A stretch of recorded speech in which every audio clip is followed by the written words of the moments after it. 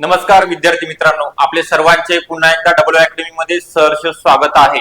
आज आपण बघणार आहोत नाशिक जिल्ह्यामधील अंगणवाडी भरतीची जाहिरात नुकतीच प्रसिद्ध झालेली आहे। यामध्ये अंगणवाडी सेविका आणि अंगणवाडी मदतनीस करिता जाहिरात प्रसिद्ध झालेली। यामध्ये आपण जी पात्रता असणार आहे, वयोमर्यादा, कोण नेमकं फॉर्म भरू शकणार आहे आणि फॉर्मची डेट कधीपासून फॉर्म भरायला सुरुवात झालेली आहे याविषयी आपण डिटेल मध्ये तुम्हाला माहिती सांगणार आहोत। त्या अगोदर अकॅडमी मध्ये जे बॅच स्टार्ट होणार आहे ते जाहिरात अंतर्गत आणि सरळ सेवेची 128 पदाकरिता आणि अंतर्गत 272 पदाकरिता येणाऱ्या 2 ते 3 महिन्यामध्ये जाहिरात प्रसिद्ध होणार आहे। त्याकरिता बॅच स्टार्ट झालेली आहे। यामध्ये आयसीडीएस, संगणक आणि पोषण अभियान सहित सर्व विषय आपल्याला यामध्ये शिकवले जाणार आहेत। यामध्ये बॅचचे जे वैशिष्ट्य आहेत, जुन्या प्रश्नपत्रिका विश्लेषण, त्यासोबतच टॉपिक वाईज एमसीक्यू घेतले जाणार आहेत। Test series, e book, notes मोफत स्वरूपामध्ये अवेलेबल असणार आहेत।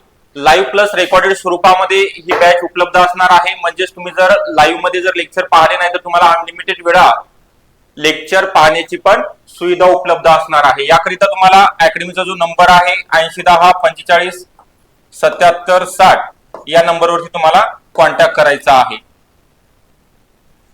त्यानंतर जी मेन जाहिरात आहे, बाल विकास प्रकल्प अधिकारी नागरी नाशिक जिल्ह्याअंतर्गत अंगणवाडी सेविका आणि मदतनीस रिक्त पदे भरण्यासंदर्भात यामध्ये दिलेल्याप्रमाणे एकात्मिक बाल विकास सेवा योजना अंतर्गत बाल विकास प्रकल्प अधिकारी नागरी नाशिक जिल्हा यांचे अधीनस्थ अंगणवाडी सेविका आणि मदतनीस यांची रिक्त पदे भरण्यासाठी अनुक्रमे कळवण जे जागा रिक्त आहे त्या ठिकाणच्या इगतपुरी, सिन्नर, देवळा, चांदवड, सुरगाणा, निफाड, दिंडोरी येथील नगरपालिका, नगर परिषद, नगरपंचायत क्षेत्र असलेल्या सर्व त्या शहरातील नागरिक प्रकल्पातील अंगणवाडी केंद्रातील जाहिरातीमध्ये नमूद रिक्त पदावर एकत्रित मानधनी तत्वावरती निवडीसाठी सरळ नियुक्तीने भरण्याकरिता रिक्त पद असलेल्या शहरातील स्थानिक रहिवासी असलेल्या पात्र महिला उमेदवाराकडून खालील अटी आणि शर्तीनुसार विहित नमुन्यात अर्ज मागविण्यात येत आहेत। यामध्ये आपण बघू शकता कुडकुडच्या आहेत, सिन्नर मधील 1 जागा आहे, चांदवड 1, त्यानंतर दिंडोरी अंगणवाडी सेविका 1 आणि मदतनीसची 1 जागा आहे। त्यानंतर कळवण सांगितल्याप्रमाणे निफाडच्या 5 जागा आहेत, त्यासोबतच देवळा अंगणवाडी सेविका 1 जागा आहे। अशा एकंदरीत अंगणवाडी सेविका 4 आणि मदतनीसच्या 11 जागा भरल्या जाणार आहेत विविध विभागा म्हणजे जे तालुके आहेत त्या ठिकाणच्या।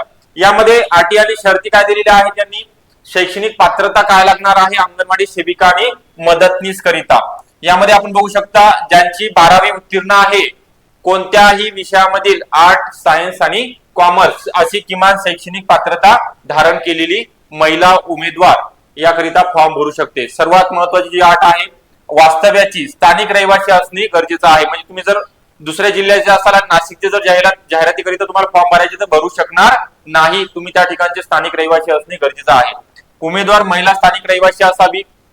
स्थानिक रहिवासी म्हणजे ज्या शहरातील अंगणवाडी मदतनीस पदासाठी अर्ज केलेला असेल त्याच शहरातील म्हणजे नगरपालिका, नगर परिषद, नगरपंचायत क्षेत्रातील रहिवासी असणे आवश्यक आहे। यासाठी रहिवासी दाखला म्हणून शासकीय दस्तऐवज जसे आधार कार्ड लागेल, आधार कार्ड किंवा मतदान ओळखपत्र, तहसीलदार, वार्ड अधिकारी यांचा रहिवासी दाखला यापैकी कोणताही तुमच्याकडे डॉक्युमेंट असेल जोडलेलं तर ते आपण ग्राह्य धरलं जाणार आहे।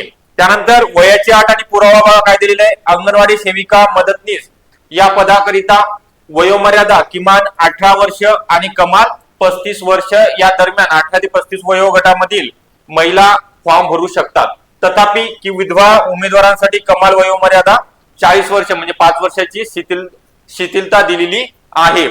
वयाचा पुरावा म्हणून शाळा सोडल्याचा दाखला यामध्ये ग्राह्य धरला जाणार आहे।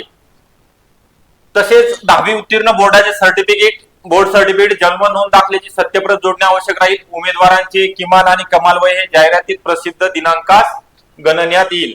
लहान कुटुंबाचं प्रमाणपत्र जोडावं लागेल। उमेदवारास 2 पेक्षा जास्त ह्यात अपत्य नसावी, 2 पेक्षा जास्त 2 असतील तर चालेल। अर्जासोबत दिलेल्या नमुन्यात लहान कुटुंबाचे प्रमाणपत्र पण भरून द्यायचं आहे। प्रतिज्ञापत्र अथवा अर्ज अपत्र ठरवण्यात येईल जर तुम्ही दिलं नाही तर। त्यानंतर मराठी भाषेचे ज्ञान आवश्यक आहे। उमेदवार विधवा असल्यास पतीचे मृत्यू नोंदणी प्रमाणपत्र जोडावे लागणार आहे फॉर्म भरताना. ओके. त्यानंतर उमेदवार अनाथ असल्यास संबंधित विभागीय उपायुक्त महिला व बाल विकास विभाग यांच्याकडील प्रमाणपत्र जोडावे लागणार. त्यानंतर मागासवर्गीय असतील तर त्या कॅटेगरी मधील कास्ट सर्टिफिकेट आणि तुमच्याकडे नॉन क्रिमिलियर काढलेलं असणं गरजेचं आहे चालू वित्तीय वर्षामधील. ओके. एका उमेदवाराने एका पदासाठी अर्ज सादर करावा. उमेदवाराने एका पदासाठी वेगवेगळे अर्ज सादर केले तर एकच अर्ज विचारात घेतला जाणार आहे. त्याबाबत उमेदवारांशी कोणताही पत्रव्यवहार केला जाणार नाही याची नोंद घ्यायची आहे. निवड पद्धती अंतिम दिनांकानंतर म्हणजे 18 फेब्रुवारी 2025 नंतर आलेल्या किंवा टाकीने विलंब झालेल्या अर्जाचा विचार केला जाणार नाही. यामध्ये त्यांच्या सहीनुसार हे परिपत्रक किंवा जाहिरात प्रसिद्ध झालेली आहे. ओके. जिल्हा बाल विकास प्रकल्प अधिकारी नाशिक यांच्या अंतर्गत ही जाहिरात प्रसिद्ध झालेली आहे. त्यानंतर जी रेग्युलर बॅच आहे फास्ट ट्रॅक असेल. आता जी जाहिरात 2 महिन्यापूर्वी प्रसिद्ध झाली होती त्याची एक्झाम चालू आहे. 102 पदाकरिता अंगणवाडी सेविका अंगणवाडी सुपरवायझर करिता ICDS संगणक विषयासहित ही बॅच आपल्याला 555 रुपयामध्ये अवेलेबल होणार आहे. याकरिता तुम्हाला अकॅडमीचा जो नंबर आहे डिस्क्रिप्शन बॉक्स मध्ये त्यावरती संपर्क करायचा आहे.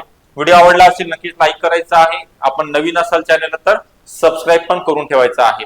ओके. धन्यवाद सर्वांचे. पुन्हा भेटूया आपण नेक्स्ट अपडेट व्हिडिओ मध्ये.